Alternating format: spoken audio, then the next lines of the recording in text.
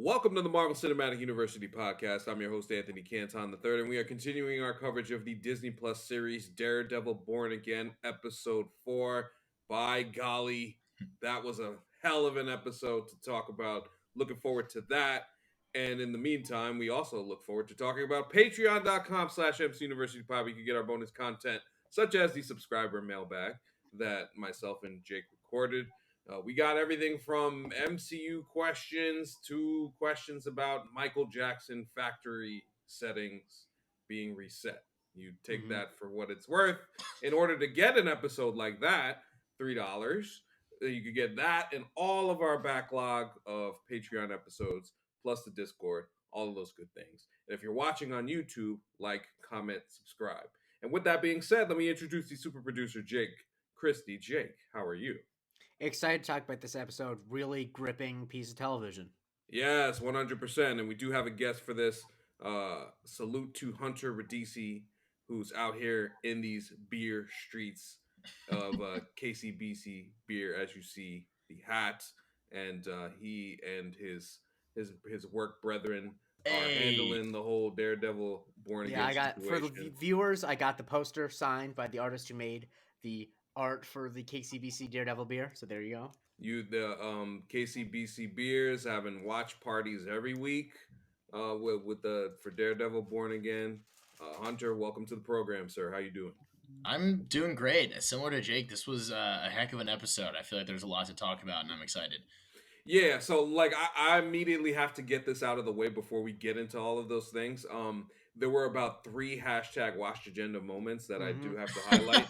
One, Daniel Blake being at the club and needing to leave immediately because he wants to get some rest for the next day because obviously he's a very busy man. That's one thing. Salute to the old dude in BB Urick's latest video talking about, well, I could have been a vigilante by damn. So shout out to him. I love that guy. He was the best part of the whole episode. he is tremendous. He's definitely got great. Like, if anybody who listens to the Dan Le Batard show and know about Greg Cody and know how Greg Cody likes to talk about things that he can do at his age, which we know that he can't do, that's this dude right there. And the third and final thing is your man Wilson Fisk going down for a late night cheat meal while also holding hostage his wife's little affair to the side, Mr. Adam, which we'll get to very shortly. Now, I think just the late night snack is the Watch Agenda thing. I don't think holding someone's hostage. No. I had to add the detail because he wasn't just eating dinner downstairs. No. So unless life gets like a lot weirder than I thought when you hit 30. I mean, I'm saying, man, there's a lot. There's a lot going on with this episode, but yes, this was a lot of fun. I was shocked at how funny this episode was too. On top of that, just kind of like good comedy moments, as well as kind of like the gripping television portion of it.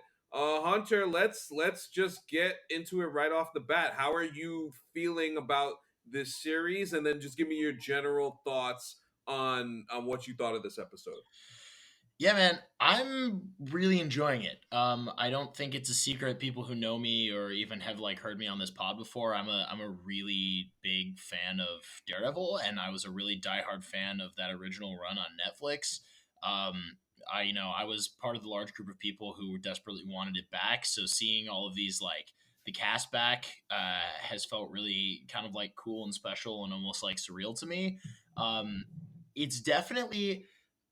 I never for a second thought that it would be like just like the Netflix show. I really was never under any like delusions that would be the case. I think that I love it. I found it really interesting that I think I can definitely tell like where it was originally not a revival. Yes. And I can definitely see where they've kind of like put the band-aids on it to be like, okay, we've like added this scene and like this bit of dialogue to something we clearly shot when it was still like a soft reboot, and et cetera, et cetera. So that sometimes can almost like throw me off of it. Not off of it. I still am very much invested. But it's been almost like a fun game to try to like piece that together as I watch. But that being said, I think it's been really cool to see kind of like these actors and these characters that we've grown to know and love from the Netflix show kind of coming into this like bigger budget Disney Plus series with like a slightly different vibe. It feels like the same show with like a different Snapchat filter is almost kind of like how it feels to me. Um, and it's kind of cool to see them playing in like a slightly different playground.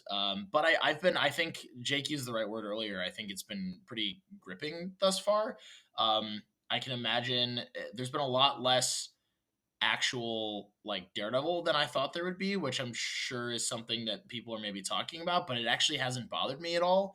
I think this episode is like a really good example of that. Like I was thoroughly invested the entire time, and I never needed him to like put a costume on for that to happen. And so I think that's a testament to this show. Is I think it's been a lot of really good character drama, and I'm excited for I'm thinking probably the near future when we get some more like superhero-y stuff, but I don't think the show needs it to be good. I think being able to establish, or having, I should say, established characters such as the ones that Charlie Cox and Vincent D'Onofrio play, just just allows the show to kind of have that stitching Yeah. without it feeling like, damn, that's a lot of stitching. Like it just feels like they are carrying it in a way that it's still incredibly compelling, and you want to see what happens next every week, but also it keeps you in the moment in each episode, especially these Yeah. last two. These last two have felt like it felt like there's a real grab, and I think the episodic feel that you Yeah. want from TV, superhero TV in particular, I think has been achieved, and they're finding different pockets to tell different smaller stories, Yeah. and in order to kind of present the whole grand scheme of things. To your point about the Daredevil not seeing him, obviously that's a big part of what this revival was supposed to be. They didn't want to really have him in the costume until closer to the end. Mhm. Now, Mhm. granted, the way that they're getting him to that point now is seems like it just makes a lot more sense. And then on top of that, it's just it's just really emotional. It's a really emotional journey Yeah. that Matt Murdock is on to get to this point. And then everything around him, and the way that these characters have kind of fit together, and how they've pieced it together, has made it feel like a show that you want to be around and be a part of. So just to kind of set the scene for this episode, this is after Hector's untimely death at the hands of the anti-vigilante task force, aka them Punisher copycat folk, and Emphasis on cop. very, I, very, I very, did very, Did someone say something? very the nicely done. copycat. Is that what you Oh said? yeah, the copycats. Yeah. Very nicely done by both of you, and with what, having that, I think seeing Hector's niece, who we know kind of will be the next White Tiger at some point, that was a nice little touch. I thought she did a great job of kind of like getting across that the fact that there's nothing that can be done, and kind of like the despair. And you see this Mhm. across the episode from the, to be quite honest, the minorities talking about the despair of what the system is and what the city is. And I thought, in an episode that has so much going on in it, I thought that was just as important as any of the other stuff going on, because I think when you're trying to tell the Daredevil story, and particularly the Matt Murdock lawyer story as they're leaning into, I think Mhm. those things are very important to get across as well. Jake, general thoughts on the episode, and then particularly this part Yeah, that I'm I just want to bounce off what you said because I think that's a really interesting point. And I think because you actually can see it parallel also in Wilson's story, that it's about these, because the reason why the show is working, even though you're not seeing Kingpin beat up a ton of people and you're not seeing Matt in the Daredevil costume, is because they're on parallel tracks to both get back to their true natures. And what's happening is that they're both realizing in their own ways that the system does not work for what they need to do, right? Like Wilson needs to do like a fucking environmental report to fix Red Hook. And like that, there's a lot of red tape in government. And Matt's realizing, like, right, justice doesn't exist in the way he wants it to in the court system, because you can, go to jail because you stole caramel corn, right? And so I think that in their own ways, they're both butting up against the same thing, and it's only a matter of time before they snap. And I think it's interesting to say that I would argue that Matt has snapped faster. Yeah. And I think that I think it's always a great choice in any sort of movie or television where the protagonist and the antagonist are basically struggling with the same thing, and you see the different ways that they work through it. And so yeah, that's why I thought this like the things in this episode that happened with Matt, the way they were tied together for me was that the butting the head, right? Because like it's been a year. Clearly, I think he's like got himself in a place where he thinks that he's doing fine, that everything is working out the way it needs to. And then these moments, particularly with Hector, and then the small moment, with the guy who's representing this episode. Apologies, I forget his name.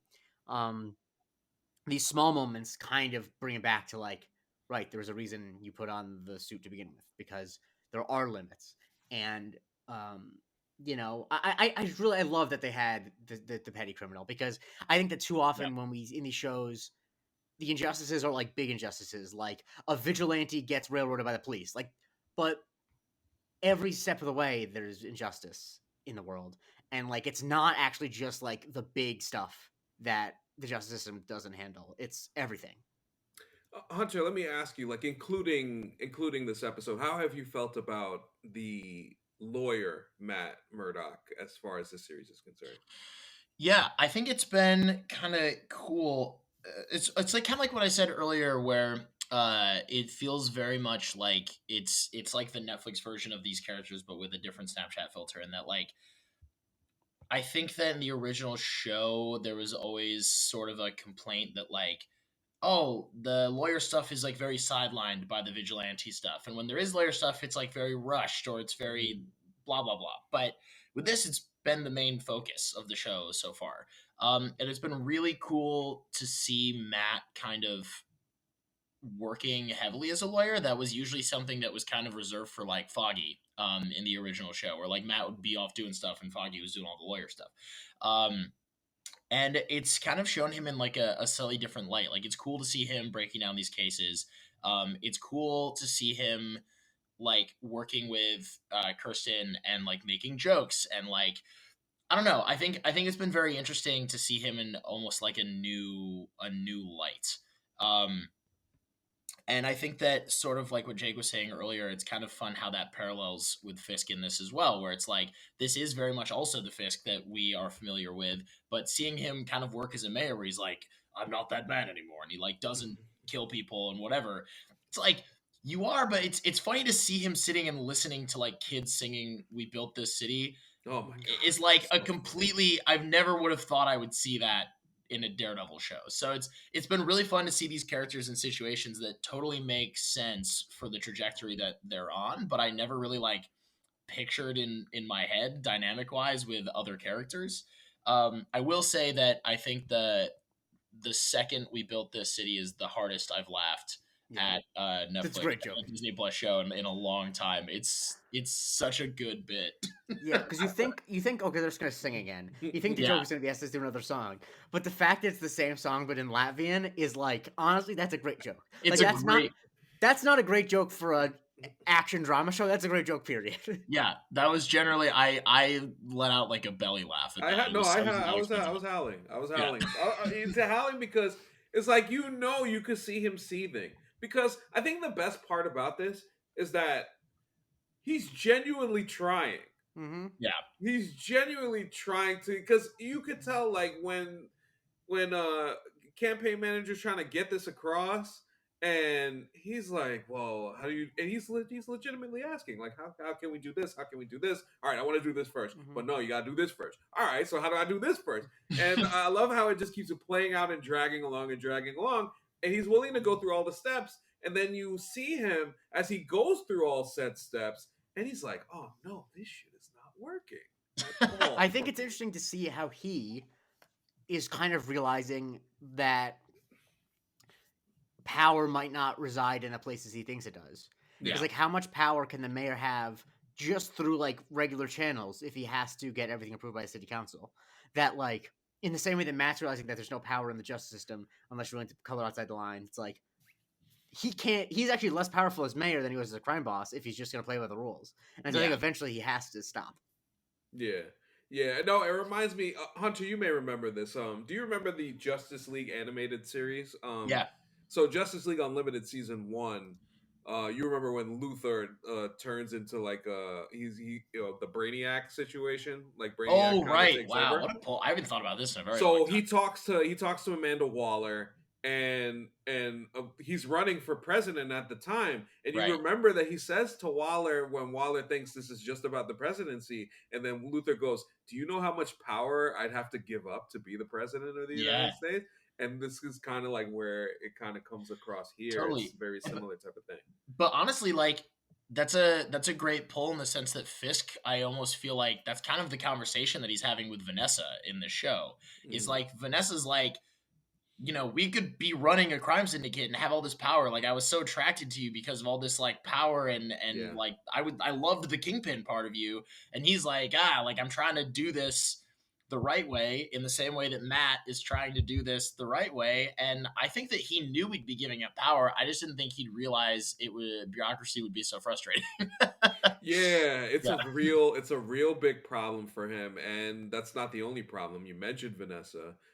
They are in therapy, and buddy, let me tell you, when they get into the nitty gritty of it, and when she has to go and when Vanessa has to talk about the affair, and she starts talking about his hands, like, dog, that was a Montoya situation. I would have been screaming out like, yo, what is going on? Why are we doing this? I was watching that episode with my partner, and like as soon as she said his hands, we both like out loud were like, damn. Like, that's crazy. Because like that is the thing about that compliment is that it is so specific and felt that like if it was like he was nice or he was handsome, you could deal with that. But his hands, and she's thinking about it. She's thinking real hard about what she liked about him. Oh yeah, it's specific. And you could tell, like, they've done a good job in these first couple of instances where they've shown the therapy scenes where he doesn't want to talk about that specifically. Mm-hmm. And the fact that they get to it and the whole, like, yo, you're not around. Mm-hmm. I think it was good that we brought this to a head. So now we kind of see what's going forward. And of course, Heather is kind of sensing that old Willie might not just be a regular dude. Seems like he got some extracurriculars going on because of the way that he kind of like underscores some of the things that we had a conversation. I'm like, yo, oh shit, oh boy, we had a conversation over a 2-piece and a biscuit. Yeah, remember last week Chekhov's knuckles? Oh boy, the knuckles came into play in this episode, and Chekhov's knuckles, that's great. And yeah, I really like how they've handled this Fisk storyline so far, and this was a great example, especially as we get towards the end with Fisk, and we see that Adam's locked up in the basement somewhere, and Fisk is just having like a 5-course meal. And then it did when I was a boy. The sausages look fucking unbelievable, by the way. Yeah. Those Italian sausages, wow. Yeah. Can I ask you guys something about that scene specifically? Sure.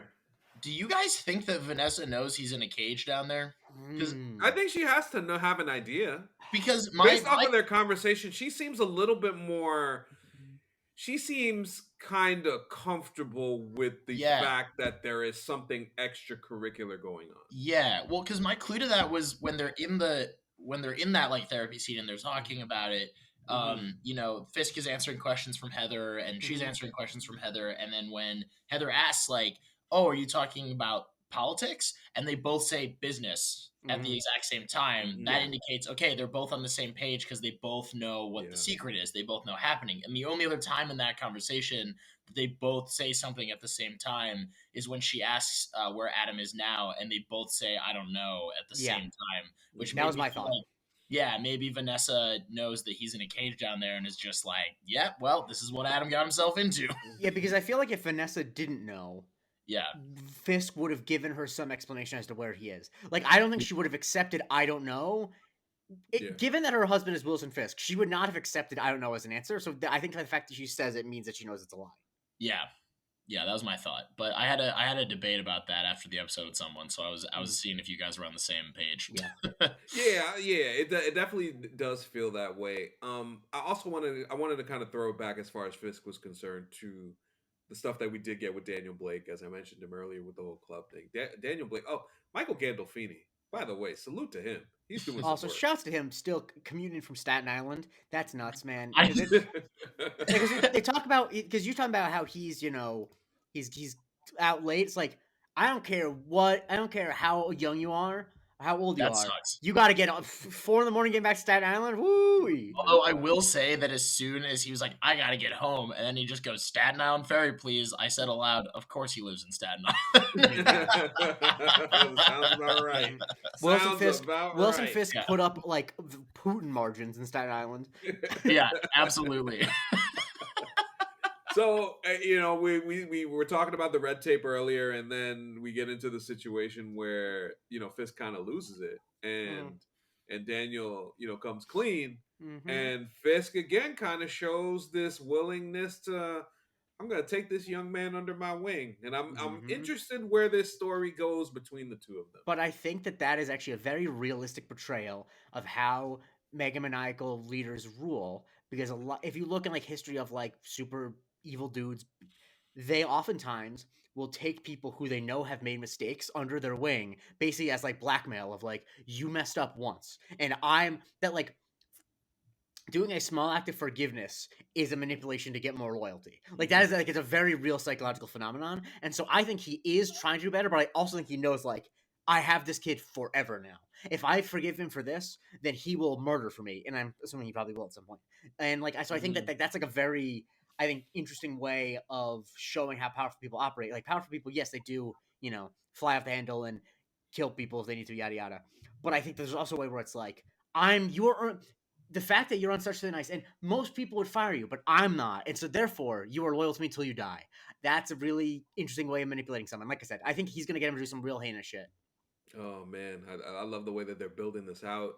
Hunter, what did you think about their relationship? How that goes? Is there something more to the Daniel Blake character overall that we're not seeing, like from maybe like a Devil's Reign standpoint, where the way that they kind of position Fisk's son in that comic book, and there's kind of like a son-like thing going on there. Well, I just want to get your perspective on it. Yeah, I mean, totally. I think that Daniel Blake is a big enough character in the show, and I think when you have a character who plays that large of a role, and they're setting him up kind of in all the ways that Jake just said, and we know so little about his backstory, about like what was going on with him, like how did he even end up in this situation, like what is going on here, and he's friends with BB, but like we don't really fully know like the extent of that relationship either. Like it just feels like there's a lot of question marks around him, and I would be shocked if those question marks weren't answered at some point. But yeah, no, I mean, he was described in the lead up to the show as like Fisk's protege. Like I'm sure that they are building up to some sort of like Fisk maybe attempting to, I don't even know, like pass the torch is correct, because I don't really picture Fisk as the kind of guy who's like, No. In the same sort of like Putin way, right? Like Putin's not looking to pass the torch. He's looking to manipulate people into maybe thinking he's going to pass the torch to them. Yeah. And that's like not going to happen.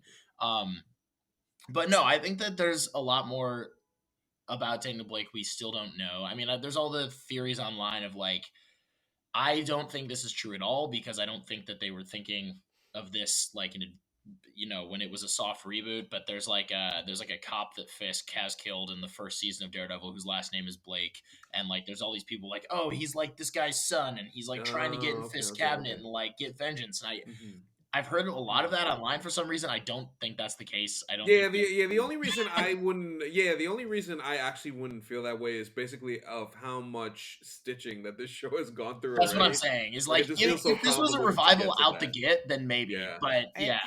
And I think the thing too is that like, I think my position's been clear on this. I think that if a character's character trait ends up being that they were lying about everything they were doing for the majority of the running time of a show or movie, that's bad storytelling.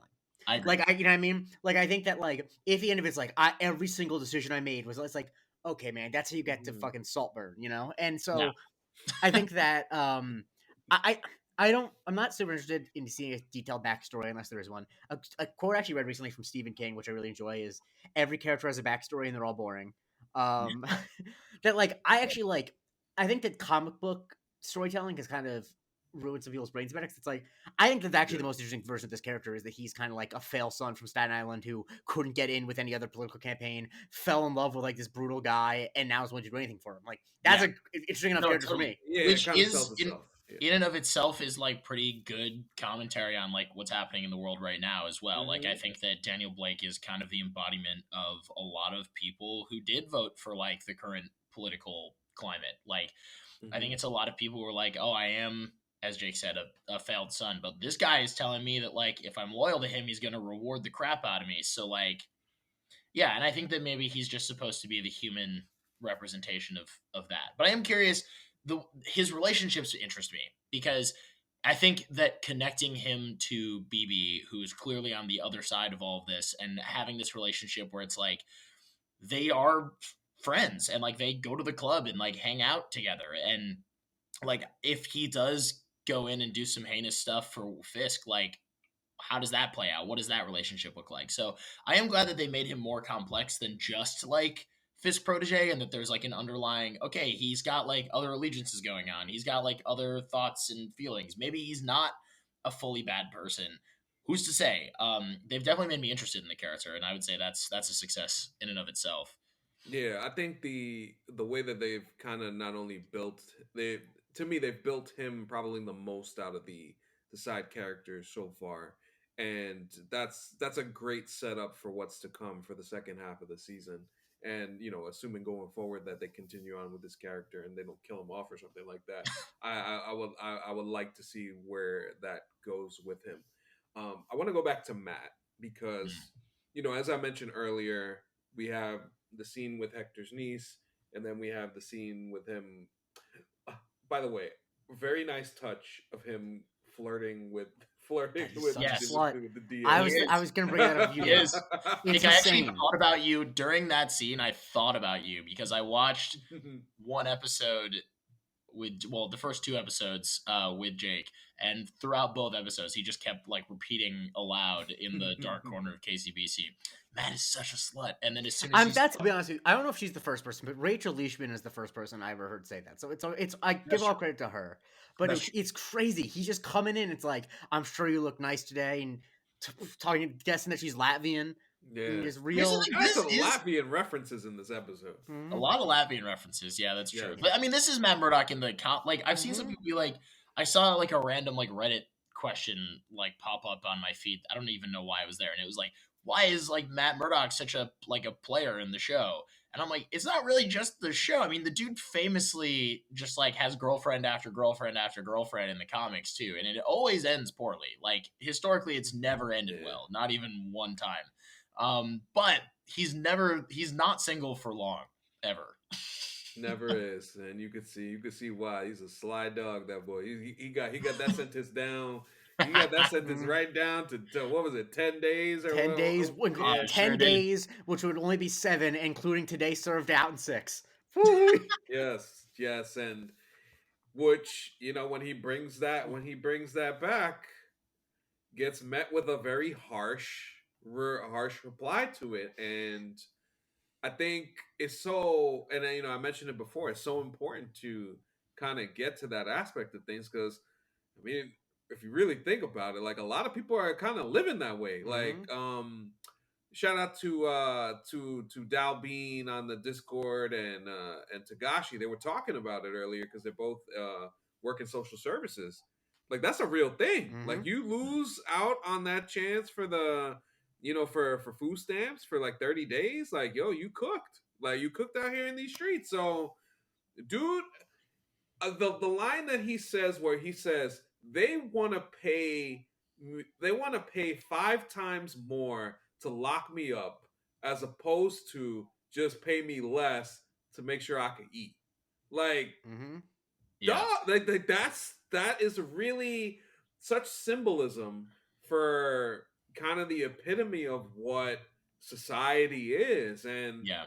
I'm incredibly impressed with this show because I didn't realize, because I knew about the anti-vigilante task force and the co-opting of the Punisher, and I Hmm. wondered, was it going to be kind of like one of these things where they allude to it, kind of talk around it, but it feels like they're really going for the Yeah. jugular in terms of telling that story. Yeah. So when you see this, it tells me that they're determined to tell the overall story of the depths of society and where it is at, which kind of forces Matt and slowly makes him angry, because I think that the thing about Jake mentioned this about Matt, like a year has gone by since Faki's death, and it seems like he's kind of moved on. We get the conversation with Karen in episode 1, and the vibe is that he didn't really feel like calling, because it seems like he's trying to put it behind him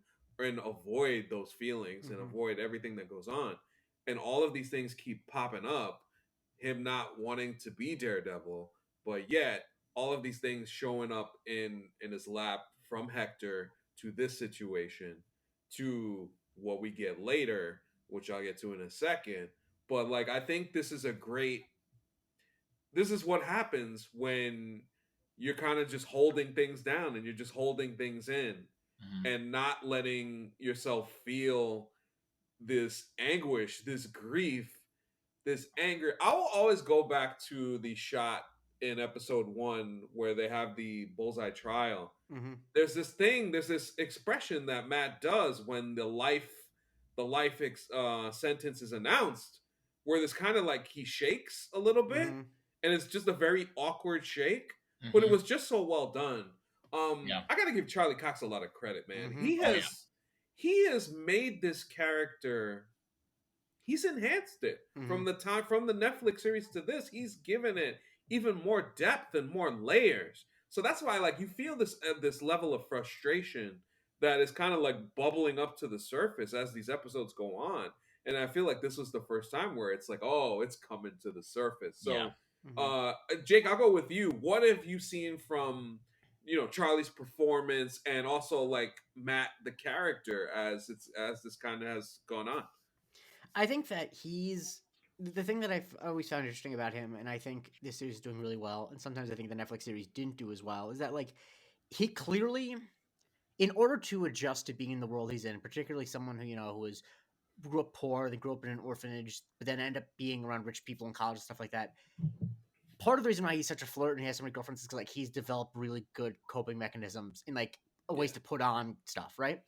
And so I think that is what is so interesting about this time in his life, because it very much feels like he is constantly putting on something, putting on a mask, as it were. Um, but I felt like a really interesting scene to me was, and obviously the crux of Matt this episode is the scene with Frank. So we'll Oh get to yeah. that when we get to Okay. it. Yeah. Yeah. But the scene he has with the police officer in the hallway at the courthouse, I thought was so interesting, because like he's taunting him, because he's unable to. He's not someone who's able to keep his cool, really. Like he's not Wilson Fisk and he's not Frank Castle, but he's not able to really. He lets his emotions get the best of him. But I really thought it was interesting when he clearly realized that the guy wasn't involved. That there's like the layers to that, of like that he's mad, he wants to blame this guy, he wants to punch him in the face, but Yeah. also like he can't, and there's just that complexity that's all being played in that scene. I thought was really interesting. Yes. Yeah. 100%. And Hunter, before we get to said scene, because we're gonna spend some time on it for Oh sure. yeah, for sure. Just seeing Matt like get to this place. What have you enjoyed the most about? Because we talked about the lawyer aspect, but I think the emotional aspect was something that Yeah. I wouldn't say I wasn't expecting, but I think they've just done a very good job, and he's done a very good job in Charlie Cox of kind of like portraying and having that emanate from him as these episodes have continued to build. Yeah. I mean, I think that uh, a major part of Matt Murdock's character that has not been talked about as directly in this season as it was in a lot of the Netflix seasons is Matt Murdock Catholic guilt. right? Like this is like a huge part of his character. And in those Netflix seasons, it was often portrayed kind of directly, right? Like he was always going to church. He was always talking about his religion. Every time, the famous line from season 1, like, I'm not asking forgiveness for what I've done. I'm asking forgiveness for what I'm about to do, like that sort of thing, right?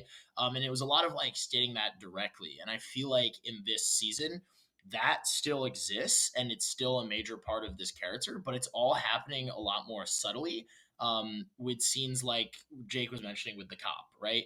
Like you see in Matt's face and his actions that he does feel guilt, for all of this. And again, like the crux of this whole episode is the scene with Frank, and like it's hard to talk about this without like bringing up some of the things that are said in that scene, but like it's true. It's not him going to church and asking forgiveness from a priest, right? But he is going to people. He's going to Kirsten. He went to Karen in the first episode. He's going to this cop, and he's trying to find answers, and he's trying to find ways to make himself feel less guilty, about what has happened, and he just like can't do it. It's eating him up. Like it's killing him.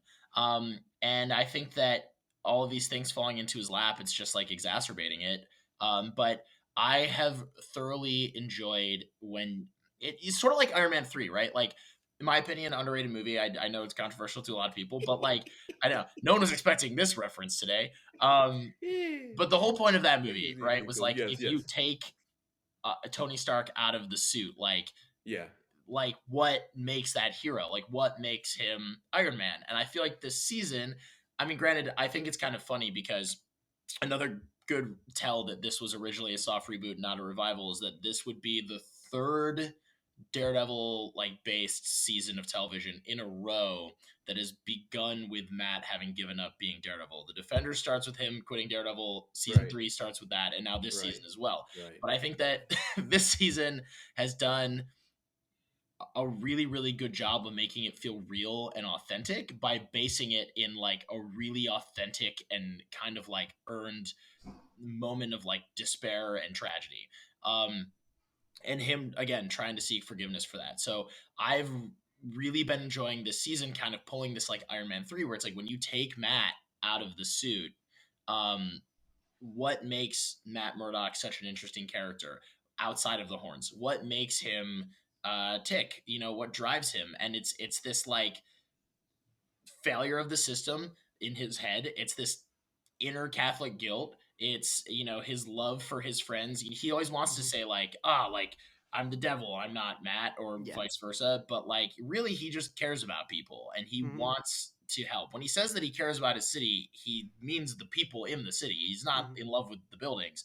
And I think this season is doing a really good job of showing that aspect of the character, whether it be White Tiger or a guy who's in jail for a serial. Like he's having to contend with a lot of different versions of loving his city and the system failing them.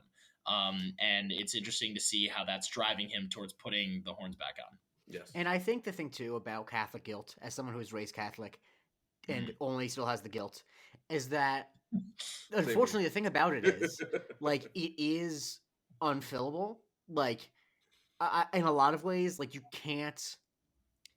When you internalize it, and this is not actually what the dogmatic teaching is, but when you internalize it, like it is impossible to feel like to be guilt free, and so it begets either acts where you're trying to have absolution, where some people get super really religious, and then some people try to get retribution. They try to get Matt is trying to, when he puts on the horns, he's trying to get absolution through retribution, and unfortunately, it doesn't work that way, because ultimately, like, the whole thing is that you only get only God can give you absolution, and until you meet him, you're kind of screwed. And so I think that that's kind of why, like, he keeps trying new things, but like he's trying a bunch of different. First, he's trying dirt, then sand, then clay, but the hole he's trying to fill is unfillable. So it's never gonna work.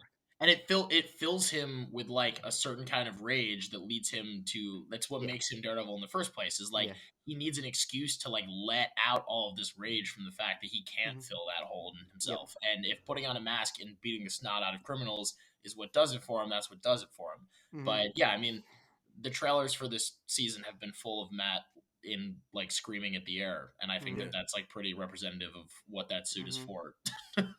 Yeah, and it also led Matt to Frank Castle, who Sure we did. see who we see once again, John Bernthal, who I love the Entertainment Weekly article where he talked about initially when they came to him coming back with this revival of the show, he just said, "Nah, this ain't it," and he said, "We got to get out of here," and just like Charlie Cox, just like Vincent D'Onofrio, when you have the talent who understand these characters and more importantly care about these characters, telling you that this ain't working, Mm-hmm. it's a credit that they didn't fight them on it and they actually went to work to try and make this a Mm-hmm. better show, better product overall.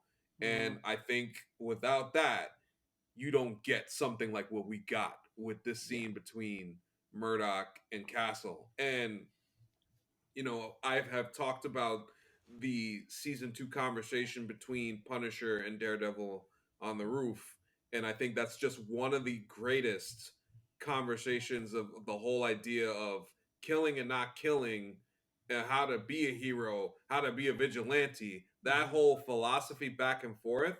I think the fact that we have brought it back, Mm-hmm. and Frank right now is looking like he's in the right. Mm-hmm. That was great stuff.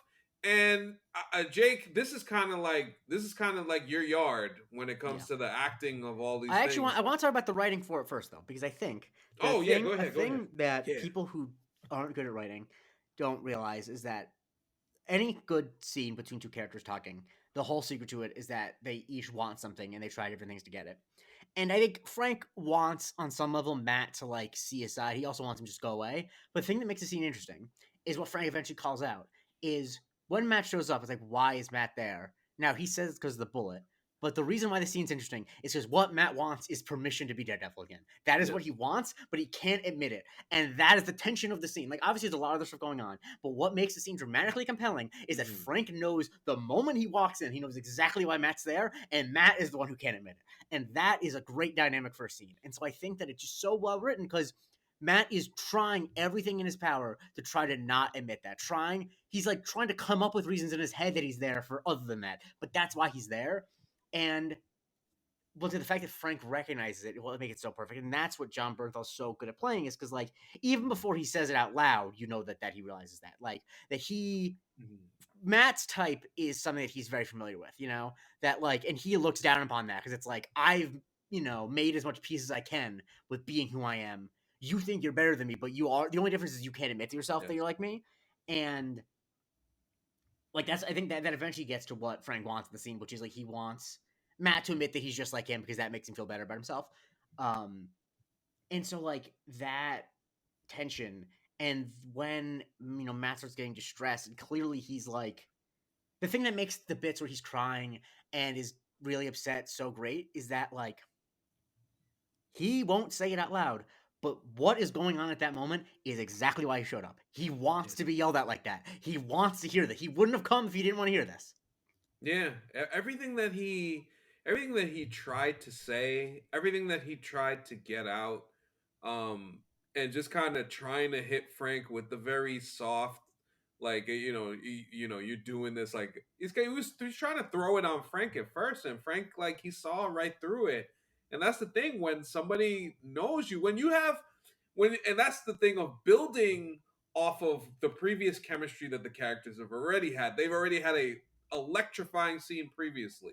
So that relationship, carrying that in here, and then being able to build upon that even further, especially when Matt spent almost the entire season 2 trying to tell everybody that Frank Castle was wrong. Frank Castle is a psycho. He didn't know what he was doing. He was wrong, wrong, wrong. This way is not the way to do it. And right now, he has no recourse. He had nowhere to go, nothing to say. He was stuck because he's looking at the fact, and Frank knows it, that he wants to do the same exact thing. And he already kind of followed through with it with the bullseye situation. So, with all that being said, you can have the writing, but buddy, you need them two to carry that scene, because what I felt Yeah. happened in that scene to me, and Bernthal, who is just acting his ass off in whatever he's in, regardless of what it is, and this is no different. Bernthal is cooking here with straight fish grease, and Charlie found something within him and brought it back. Cause just you gotta understand when he smacks Frank and then does the "I'm sorry" and then has the kind of like pained grin on his face. There's a version of this scene. That. There's a version of this scene where Charlie Cox gets blown off the screen and this isn't it. There's a version that happens that he doesn't. Yes. And I'm glad that we got this version instead, because this was, and I said it last night, I was like, man, damn, we did the top 10 MCU scenes pod a few months ago, and I'm like, oh, damn, this might have pushed something out of my list. And this was an all-timer, man. Hunter, give me what you got. What did you think? What did you see? What made you feel when you watched this scene? Oh man, in the best way possible, that scene just like sucks the air out of the room and replaces everything that's happening. Like, John Bernthal is one of my favorite living actors, and he's such a perfect Frank Castle. And I like, it's like you said before, like I read the thing where I'm like, where it said that he was going to walk away from the original version of this, and I'm so glad they listened to him, because he does understand this character in a way that's like borderline immaculate. Like we are blessed that he is playing Frank Castle right now. And Charlie Cox is so good. And I mean, it's like the actors say all the time, right? When you have, I think John Bernthal is the kind of actor that elevates other actors around him. Like, I think he comes onto that set, and I think Charlie Cox has no choice but to get better in that moment. And you can see it on the screen, like everything you guys were saying. And I think the beauty of Frank Castle, and the reason that he works so well opposite someone like Matt Murdock, right? Or even someone like Wilson Fisk, or I think the reason he feels so refreshing whenever he's on screen in like Daredevil's world is because a lot of the characters in this show are long-winded. Like, they're like, Matt is going to give 8 different speeches before he just says what he wants. Fisk is going to tell you about when he was a boy 8 different times before he just tells you what he wants. But Frank Castle is going to kick down, he's going to throw a hatchet next to your head, and in 3 sentences he's going to tell you everything you need to know and break your heart. And that is exactly what happens in this scene. And it's so nice because that's what these characters need. And that's what we as like viewers need too. Like, sometimes we just need that character to kick down the door and be like, dude, screw you. This is why you're here. And Frank Castle is always to the point, whether it be him just, walking into a room and shooting everybody, or the verbal version of that to Matt Murdock. Like, he is not trying to find a way out. He knows who he is. He knows what he wants, and he knows what everyone around him is. And I just think that's what makes him such an interesting character, because you might not always like what he has to say, but he is never lying. And that is so cool to me. When you don't have the kind of like the weight of the dual identity, and you're just you, that is kind of like where you get Frank being able to cut loose on. Totally. And he cuts deep too. I mean, I've been thinking since the episode ended, I've been thinking about the moment that he looks at Matt and is like, say his name. Like, you know why you're here. Like, did Foggy get justice? Like, say his name. Like, it's eating at you, right? Like, your goddamn system. I love that line. He says that, and like, it cuts Matt, but it cut me in that moment. Like, I could barely, like, I couldn't speak. Like, I was also kind of tearing up, because it's not a complex line, but it's exactly it. And or you hear his voice, don't you? I hear my boy's voice tell me to get it. And I think that's like, the say his name bit, I love that he doesn't actually say it. That he can't bring himself, because one thing, he can't bring himself to admit that he's there for revenge. And I think that, like, the Foggy bit, like, did Foggy get life? Like, a lot of times when characters would do that, it's because they want to manipulate Matt, they want to, like, make him feel bad. But, like, Frank is on the other side of what Matt's experiencing, and he's like, if you don't face the horribleness of what happened and the way the system won't work, you can't make it through. So he's trying to push him on, like, just admit it. Admit that you're here because this guy. Admit that you, like, and Matt can't do it. But he's, like, in a way, Frank is being in his own way, he's being kind to Matt. He's trying to get him there, but he can't do Yeah, it. yeah. He's the literal devil on Matt's shoulder, trying to get him to where he wants him to go in this instance. And I think it was the push that it's the kind of like the last push that Matt needs to get to Daredevil. And, yeah, I mean, he did have to have a little sex beforehand, but Oh, shit, absolutely. I mean, he's never Yeah. gonna stop doing that. No. never gonna stop doing that. He's But, he's a legendary stick man, and I'm not talking about his batons. yes, but what a scene, what a moment. So glad Bernthal's back. So glad we're gonna get this Punisher special. Already just excited for everything that Bernthal's talked about with this special, and kind of really taking us to the depths of what this character is. Oh man. And he's gonna be in season 2 of Born Again too. So like there's just it's nice to have this world kind of filling out again the way that we were excited for way back when. But let's get to the end of the episode, as obviously I mentioned said sex happens, and Matt opens up his little thing he got on the roof, where he got the room with all of the Daredevil masks. Nice to see all them colors like we saw in the trailer. And he gets his batons and he starts twirling, and he's getting ready to go. But meanwhile, your man Wilson Fisk is doing the When I Was a Boy stories, having that big 5-course meal, while poor Adam is like, please let me out, I'm in a cage, man. So that was a fun way to end the dueling. But then there's another thing after that. Oh no, yeah, I'm getting to it. I love the dueling sides of both of these dudes kind of losing it. But then, which we got a little inkling of at the beginning of the episode, our guy Muse is involved and starting to get active. Yeah, taking some bodies down to a supermassive black hole. And Lord knows what he's actually doing. But Hunter, what did you think of the kind of the little glimpses we got of Muse, but kind of how menacing it seems like he's going to actually be? Yeah, I mean, dude's freaky. I mean, we don't get a lot to work with. So I mean, my main thought going from it was like, I'm curious to see how he's going to be integrated into.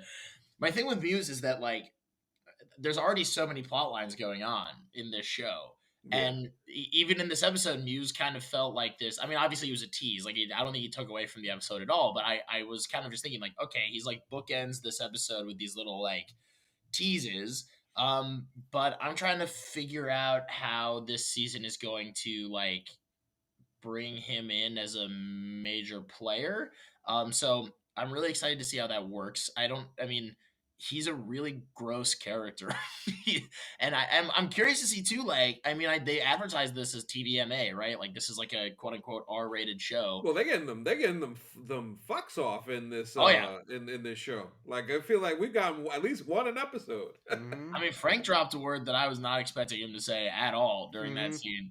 But yeah, I'm curious to see, even in that brief glimpse is like really off-putting. And if you know anything about the character and kind of what his MO is, it's really disgusting. And I'm curious to see how disgusting the show gets with him. I'm also curious to see, he has kind of like actual superpowers a little bit in the comics. And I'm curious to see if they incorporate that into the show or if he's kind of like just a serial killer. But yeah, I don't know, a lot more question marks than answers with Muse as well. But he looks ripped straight out of the comics. Like it's like a 1-for-1 adaptation in terms of like visual style, and he is very, very freaky.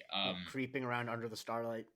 Yeah, just like carrying a body, doing his thing on the train tracks in the mist. The show loves to have a bad guy walk slowly through the mist. I will give it that. Yep. So I'm just trying to. I need to really warm myself up, because famously, I'm a huge fan of the band Muse, and I'm gonna try to drop as many Muse song titles as I can. But the thing is, a lot of them are gonna be deep cuts, so I need to do it naturally, so I don't sound like a crazy person. Anyway, I feel like time is running out to catch him. But anyway, I have no thoughts other than that. I'm gonna do some work on it. Next week when he like really gets cooking. If there are any Muse fans in the audience, you're gonna be like losing your mind. You're like, wow, I can't believe Jake just called him a megalomaniac. Anyway. Yeah, I think the thing that intrigues me with Muse is that we kind of know that he's already mentioned or already has been seen with Matt's girlfriend. Mhm. So that's probably going to come into play, as seems like maybe he needs a therapist for a particular reason. Maybe he's trying to learn something about himself to Mhm. kind of carry out his crimes. That is interesting. And then how will that, we've seen murals of Fisk. There's a little bit of a Fisk obsession. So Mhm. does that road lead to Fisk as well? And when all those roads converge, that means we get back to Matt and we get back to Wilson, Mhm. right where we started in the beginning of the season. Can you give me some Stugatz Monday morning observations beeps? Give me one. Wait, Give me, wait, wait. like in Stugatz Monday Oh, morning. okay. Beep, Daredevil, beep, Kingpin, beep. Collision Course. Beep. Yes, we are here. We are here. We are getting there. We are getting there. And so like through 4 episodes, feel excited, Mhm. feel good. This was the strongest episode so far. Mhm. Next week we have a 2 episode drop, so it seems like there's gonna be a lot going on next week. So it'll be fun to revisit. Hunter, let me ask you, what are you most looking forward to going forward with this series? Oh boy. Well, yeah, listen, they've done as we've spent this whole episode talking about, they've done a really, really good job with Matt Murdock as a character. Um, I'm really curious to see how smoothly the transition into him kind of like putting the mask back on goes, and to see like what that does for Matt going forward. I'm very, very intrigued by how they're going to handle like the Daredevil side of things. So I'm most looking forward to that, I guess, which is probably not a super niche interest, but it is it is up there for me, No, I mean, the show is Daredevil, right? so I mean, that's what we're here for. So Yeah. I totally get you there. How about you, Jake? What currently has you excited going forward? I mean, I just want to see how the Vanessa Fisk stuff. I mean, obviously all the stuff Hunter says, but Yes, with the question of like, I'm pretty sure that Vanessa knows that Adam's down there, but like, I think that there's just a lot of stuff, a lot of unresolved tension, but the time has yes. been away, and like, I really like that she's coming to her own, that she's as vicious as he is, and I think that like there are some ways that I don't know if he's gonna like so much her being a reflection of him. I don't know if that's a thing that he will appreciate as much. I think part of him will be like, "Oh, you impressed me," but I think in some ways he doesn't really want that. I'm interested to see that happens. Yeah, that's I like what's going on there. I like everything that's going on with Fisk. I think for me, the structure of this show so far and how they've done TV, I want to see how it continues. We still got a Jack Duquesne appearance on the Yeah. way. We still got Yusuf Khan appearance on the way. So how they're used in that stuff for Matt's story, that should be fun.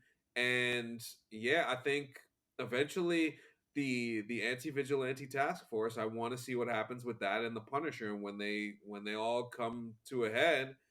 It's exciting stuff. This show has done a good job of creating like good pockets of stories, and also just built on the characters and making sure that they matter, that they're important, and things that we feel compelled about. So listen, man, Daredevil Born Again is cooking with gas. I love it. I love it. I love it. Love it.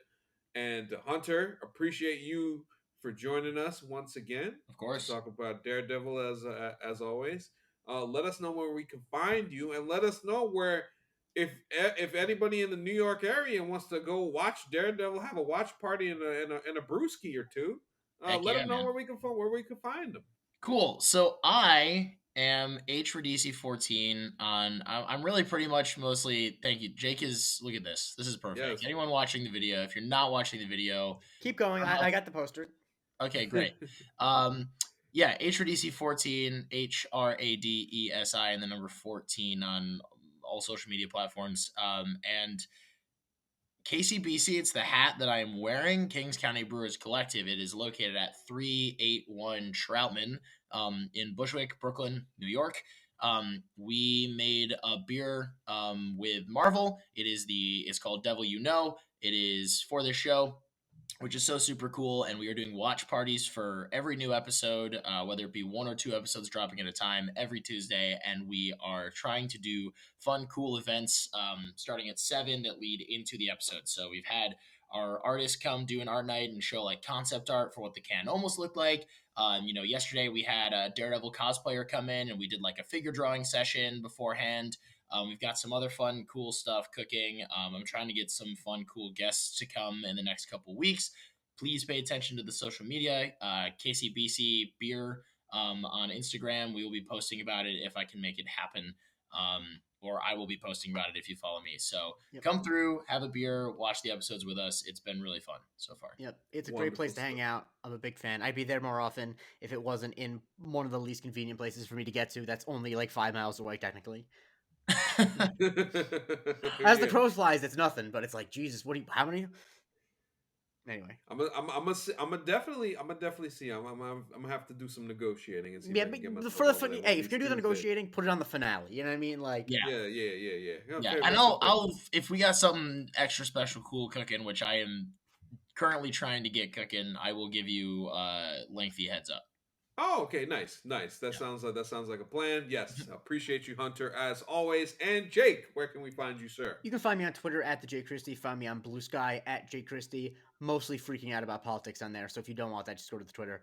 And then at the J Christie on TikTok, doing a daily Museum of Twitter episode.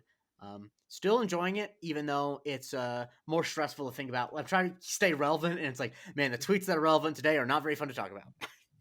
Oh my God, yeah.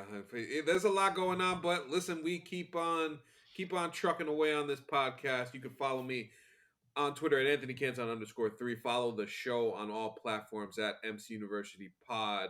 And of course, the Discord, the Patreon, the YouTube channel. Keep subscribing to that.